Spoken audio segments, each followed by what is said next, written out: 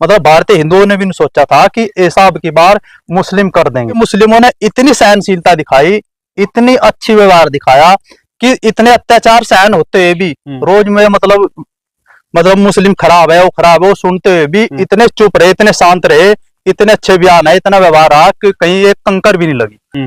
और उसका मेन कारण है कि भारतीय मुस्लिम पूर्ण रूप से देश के लिए समर्पित है। अब की बार उसे दिखा दिया। ओवैसी ने भी अपने जो पिछले पाप थे सारे धो दिए अब की बार। हाँ, ज्यादा ना मार पे यानी कि को सब समझदार है, ये सारे लोगों ने काफी है। स्वागत है आप सभी का। मैं आपके साथ मुस्तफा चौधरी। बीती 22 अप्रैल को कश्मीर के पहलगांव में आतंकवादियों ने हमला किया और 26 बेगुनाह लोगों की हत्या की, नाम पूछकर, धर्म पूछकर।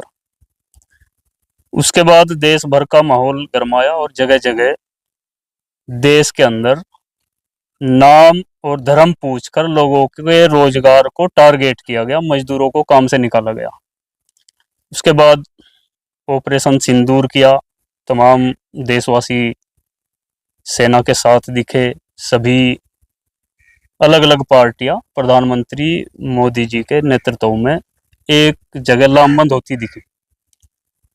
लेकिन जगह जगह जो मुस्लिमों को टारगेट करने का भी काम सिलसिला चलता रहा। उसके बाद कल भारतीय जनता पार्टी के ही एक मंत्री ने, जो ऑपरेशन सिंदूर का हिस्सा रही, कर्नल सोफिया कुरैशी, उनको आतंकवादियों की बहन बताया।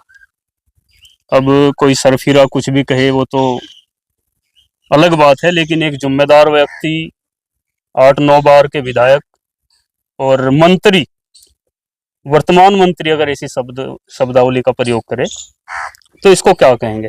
मेरे साथ जो शख्स मौजूद हैं, राजकुमार प्रधान जी, संघ से जुड़े हुए हैं। अब इनका क्या सोचना है इस पूरे मैटर पर, इन्हीं से बात करेंगे। राजकुमार जी, आपका पहले तो बहुत बहुत स्वागत है। धन्यवाद मुस्तफा भाई, आपका भी बहुत बहुत स्वागत। पहलगांव में हमला किया आतंकवादियों ने, और आतंकवादियों का कनेक्शन है पाकिस्तान से। इसमें भारतीय मुस्लिमों की क्या भूमिका है?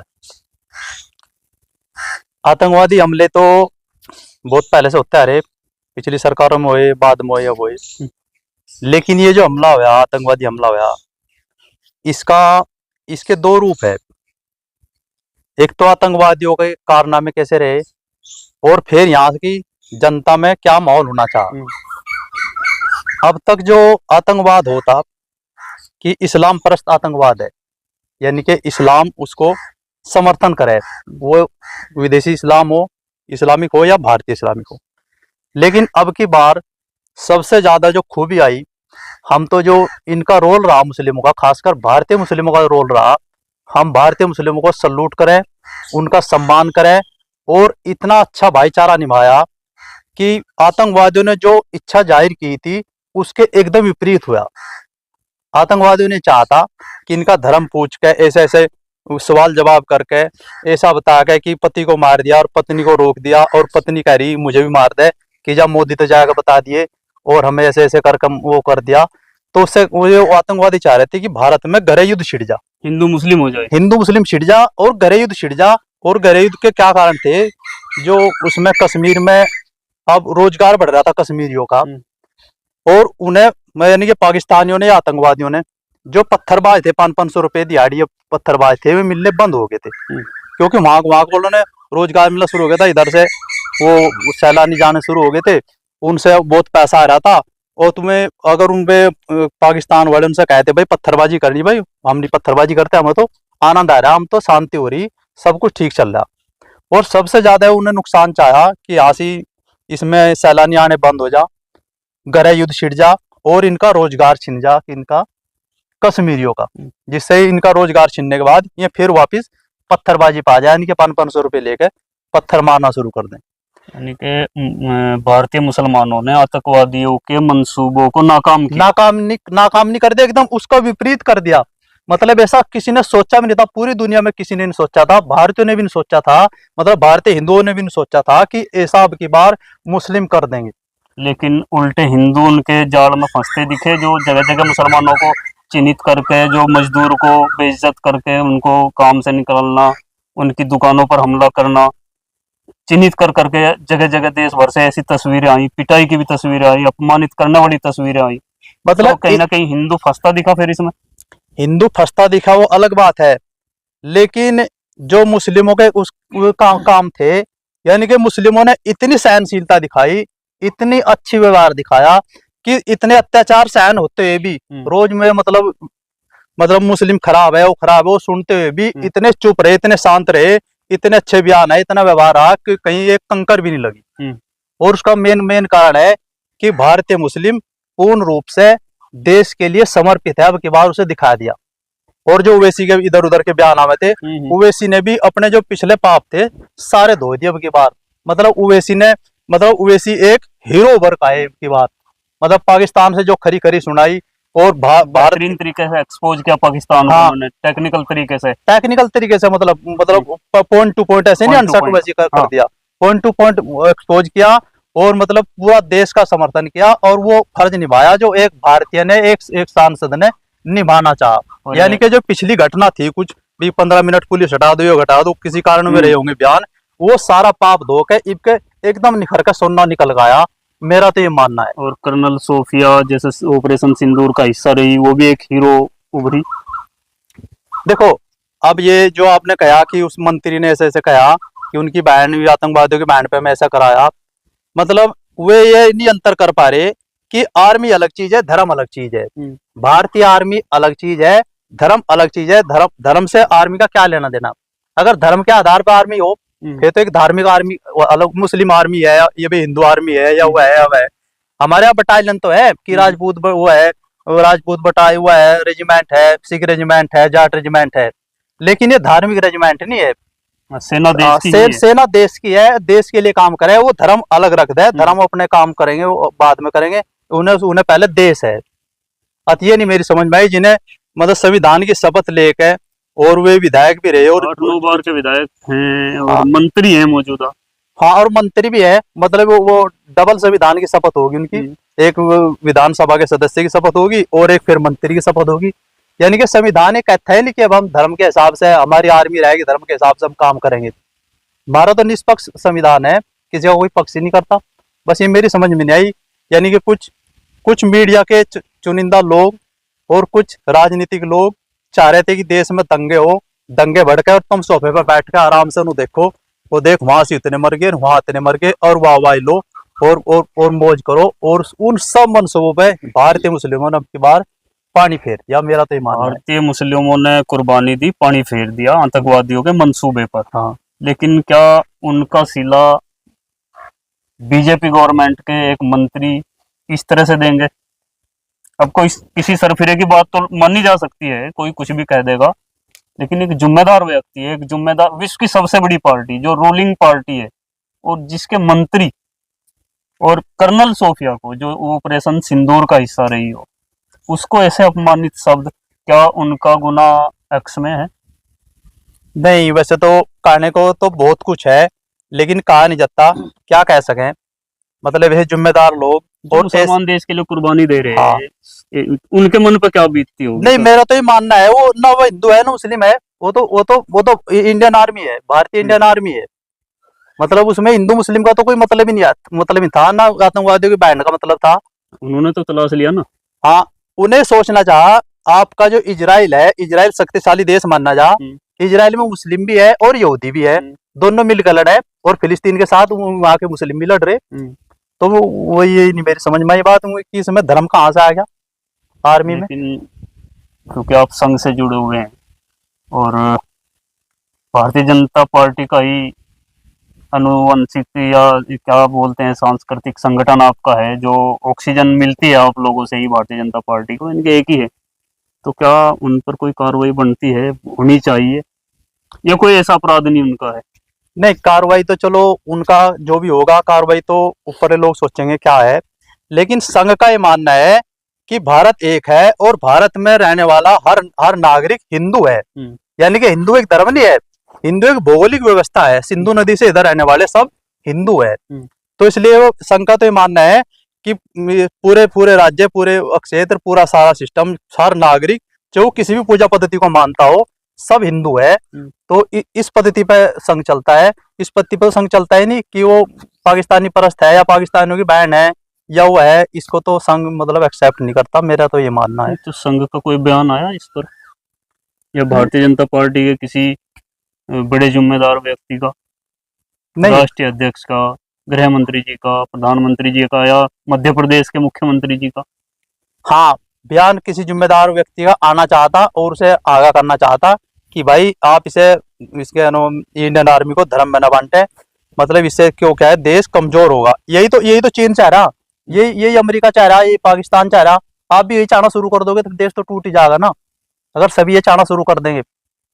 ये जो आतंकवादी हमला होया ये इसीलिए तो यार कि गृह युद्ध हो और देश टूटे और देश की अर्थव्यवस्था बिगड़े, और वो जो वहां से शांति हो रही कश्मीर में वो शांति भंग हो और उन्हें बेरोजगार मिले पत्थरबाज। भारतीय मुस्लिम खामोश भी है और देश के साथ, सेना के साथ, सरकार के साथ खड़ा भी है, और उसके बदले में फिर ये सब भी सहन कर रहा है। जो खुद को राष्ट्रवादी बोलते हैं, बड़े देशभक्त बोलते हैं, क्या उन्होंने हर मुसलमान में अब्दुल कलाम चाहिए, वीर अब्दुल हमीद चाहिए, और खुद की करतूत ऐसी करेंगे कि लोगों को चिन्हित करके उनको परेशान भी करेंगे? और आतंकवादियों को जो मंसूबे थे देश के अंदर हिंदू मुस्लिम करना, मुस्लिम उस झांसे में फंसता नजर नहीं आ रहा, लेकिन रूलिंग पार्टी के या उससे जुड़े हुए लोग इसमें फंसते नजर आ रहे हैं। नहीं, ऐसा कुछ है, किसी की ऐसी सोच रही होगी कि अगर ये हो गया ना आपदा में अवसर ढूंढने की, कि आपदा में अवसर ऐसा ढूंढा जा कि दंगे फसाद हो जा, कुछ झगड़े फसाद हो जा, कि धार्मिक उन्माद फैल जा, जिससे कुछ राजनीतिक लाभ हो सके, लेकिन वो ऐसा सोच रहे। लेकिन अब की बार मुस्लिमों ने, खासकर भारतीय मुस्लिमों ने हक हलाल कर दिया इस मुद्दे पे, यानी कि पूरा ही मतलब इससे ज्यादा हो नहीं सकता कुछ भी, जितना अब की बार उन्हें समर्पण करा हर चीज का, और सब कुछ सहन करते हुए। मैं फिर एक सवाल फिर दोहराऊंगा क्योंकि मुझे संतोषजनक जवाब नहीं मिला। आप बार बार मुस्लिमों की तारीफ कर रहे हैं, लेकिन क्या उनका सिला उचित मिल रहा है? उनके इस समर्पण का, इस देशभक्ति का, इस खामोशी का, इस सब्र का उन्होंने उचित इनाम मिल रहा है, या फिर बदले में और पिटाई, अपमान, ये सब सहन करना पड़ रहा है? अब की बार के उनके रोल को देखते हुए उसका इनाम अब की बार नहीं उन्हें इनाम मिल रहा। अब की बार तो उनका, मैं सीधी भाषा में कहूँ तो शोषण ही हो रहा, यानी कि वे सहन भी कर रहे और समर्पण भी कर रहे, और फिर कुछ मतलब गलत बात सुनने को मिल रही। मेरा तो ये मानना है अब की बार नहीं उन्हें मतलब न्याय नहीं मिल रहा, अब की बार न्याय नहीं मिल रहा। और इस अन्याय के दोषी कौन? बस इस अन्याय का कारण उनके साथ ऐसा कुछ? वैसे तो अगर आपसे एक बात बताएं, दुनिया में आपका चीन हो गया, आपके अरब के देश हो गए, वहां लोकतंत्र नहीं है।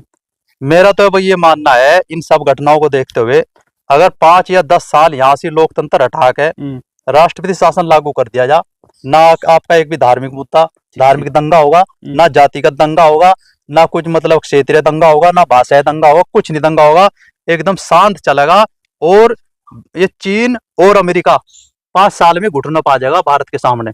अगर यहाँ से लोकतंत्र 5 साल के लिए खत्म कर दिया जा, यानी कि कोई चुनाव नहीं होगा भाई, सब सिस्टम में चलेगा, अपने आप चलेगा। ये न्याय व्यवस्था न्याय का काम करेगी, जो उसकी ब्यूरोक्रेसी का काम करेगी, अफसर काम करेंगे बस। यानी कि आपका कहना है कि ये सब जो हो रहा है ये राजनीति के और वोट बैंक के लिए हो रहा है? बस ऐसा ही मान लो। जब वोट की राजनीति खत्म होगी तो ये सब मुद्दे खत्म हो गए, यानी कि आपका सीधा यही कहना है ना? हाँ, ज्यादा ना मार पे यानी कि को सब समझदार है, ये सारे लोगों ने काफी है। अगर वोट व्यवस्था खत्म हो जा तो यहाँ से ना फिर कोई पिछड़ा है, ना अगड़ा है, ना दलित है, ना जर्नल है, ना हिंदू है, ना मुस्लिम है, सब इंसान है, सब नागरिक हैं। और भारत एक ऐसी भौगोलिक परिस्थिति में मतलब तैयार हुआ देश है जिसके पास सब कुछ है, जिसमें लगातार 12 महीने नदियां बहे, और देशों में 6 महीने नदियां बहे, यहाँ 12 महीने नदियां बहे, सबसे ज्यादा उपजाऊ भूमि है, सबसे ज्यादा खनन है, सबसे ज्यादा कोयला है, सबसे ज्यादा लोहा है, यानी कि सब कुछ सबसे ज्यादा है, मतलब मानव शक्ति सबसे ज्यादा है, और सब कुछ सबसे ज्यादा होते हुए भी यहाँ फिर दुखी है, यानी कि पिछड़ा हुआ है, सबसे पीछे है। मतलब आज अमेरिका की मतलब 28 ट्रिलियन जीडीपी, और चीन की 19, और हमारी 3 4 उस पर अटक रही, और इतना बड़ा देश, इतना बड़ा क्षेत्र, बताइए, ये नहीं मेरी समझ में आ रहा। ये सब कारण क्या है? लोकतंत्र का है। चीन में कहाँ लोकतंत्र है? चीन में सीधा सिस्टम है, आजीवन राष्ट्रपति जिनपिंग राष्ट्रपति आप रहेंगे, वो सारा काम देख रहा। आज दूसरे नंबर का देश हो ये गया अरब कंट्री में है ऐसे अरब और कंट्री इसीलिए में डेवलप भी कर रहे हैं। इसीलिए डेवलप कर रहे हो, इन बातों पे ध्यान ही नहीं जाता। बिल्कुल, मैं आपकी इस बात से तो 100% सहमत हूँ। हो सके दूसरों की अलग राय है। नहीं, ये जो दंगे हो, ये सब रोग की राजनीति, आतंकवादी हमले हो, ये भी तो राजनीति कारण ही है। चाहे पाकिस्तानियों का हो चाहे इधर का हो, मैं अपनी छाती पीटे, फिर नहीं अपनी छाती पीटे। 50 उन्हें मार दिए, उन्हें छाती पीटी, फिर 150 हमें उनके मार दिए, फिर हमें छाती पीटी। मतलब ये चलता रहेगा क्या? बदला रोज मरते रहेंगे और हम खुश होते मतलब मरनी तो जनता और सेना मरनी, नेताओं ने तो आराम से बैठा रहना। नेताओं को क्या बिगड़ रहा है? क्रेडिट लेना है नेताओं ने, क्रेडिट लेना नहीं, सोफे बैठ कर देखना बड़े आराम से कितने मर गए, कहाँ खबर आ रही, वो आ रही। आपको बताऊं, कुछ मीडिया भी गड़बड़ करे। आप वहां उस टाइम की घटना बताऊं आपसे, जब वो राम रहीम जी हुए गिरफ्तार होने थे, तो गिरफ्तार होने का वो लाइव चलाया उन्हें, और लाइव चलाएगा, कुछ नहीं हो रहा था, कुछ नहीं घटना घट रही थी। शामली खड़ा एक पत्रकार, और शामली खड़ा शांत चौराहे पे, और वहां कह रहा, बोला यहाँ से दंगे भड़क गए हैं, यहाँ से आगजनी हो गई, यहाँ कुछ नहीं हो रहा था। और सुनतो 10 मिनट बाद दंगे होना शुरू हो गए। काफी लोग मारे भी गए थे। यानी कि उन्हें बताया पहले कि दंगे भी हो रहे हैं इस काम के लिए। और मैं आपने याद दिलाई मीडिया की ही भूमिका, और जो हम अभी चर्चा भी कर रहे हैं, ये पहलगाम और ऑपरेशन सिंदूर, जो भी भारत और पाकिस्तान के बीच तनातनी भी हुई। पाकिस्तान की गोलाबारी में एक कारी इकबाल, उनकी मृत्यु हो गई पाकिस्तानी हमले में, और भारतीय मीडिया ने उनको आतंकवादी और आतंकवादियों का सरगना कहकर पेश किया गया, जिसके बाद उसके परिवार ने, जो देशभक्त परिवार था, उन्होंने घोर आपत्ति जाहिर की, और फिर भारतीय मीडिया ने सिर्फ खेद प्रकट किया। ये मीडिया का हाल है। हाँ, कुछ मीडिया, मतलब मैं ये तो कह रहा, कुछ मीडिया के मतलब जो कारनामे से चले हैं, दिन रात बोले अनाप शनाप, ऐसा माइंड वॉश कराए, डिस्टर्ब कर दे, ये दंगे होने हैं।